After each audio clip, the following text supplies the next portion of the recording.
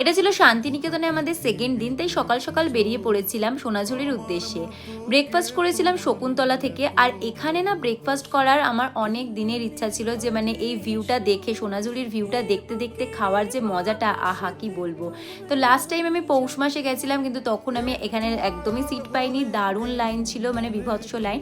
তাই এইবারে আমার ইচ্ছাটা পূরণ হলো। তো খেয়ে নিলাম, খেয়ে হাসাহাসি আড্ডা দিয়ে তারপর আমরা সোনাঝুরির হাটে চলে গেলাম। আর এখানে এসে না যত দেখি আমি মানে মুগ্ধ হয়ে যাই, যে এত সুন্দর নিখুঁত এদের হ্যান্ডমেড হাতের কাজ, মানে দরদাম করতেও না আমার ইচ্ছা করে না। তো যেটুকুই দরদাম করেছিল বাবাই করেছিল। আর এখান দিয়ে অনেক জুয়েলারি নিয়েছিলাম, অনেক মা শাড়ি নিয়েছিল, অনেক কিছুই কেনা হয়েছিল, সবটাই ভিডিওতে নেই। তারপরে এই যে অসাধারণ এই নাচ দেখলাম, আর তার সাথে আমি আর মাও একটু পা দুলিয়ে নিলাম, মানে কোমর দুলিয়ে নিলাম। তারপরে আমরা রিসর্টে ফিরে সুইমিং পুলে নামলাম। আর এখানে ছিল রুফটপে সুইমিং পুল, আর আমি না ফার্স্ট টাইম এরকম সুইমিং পুলে নামলাম, আমার জলে ভীষণ ভয় লাগে। তারপর খাওয়া দাওয়া করে দিনটা আমরা সুন্দরভাবে কাটালাম।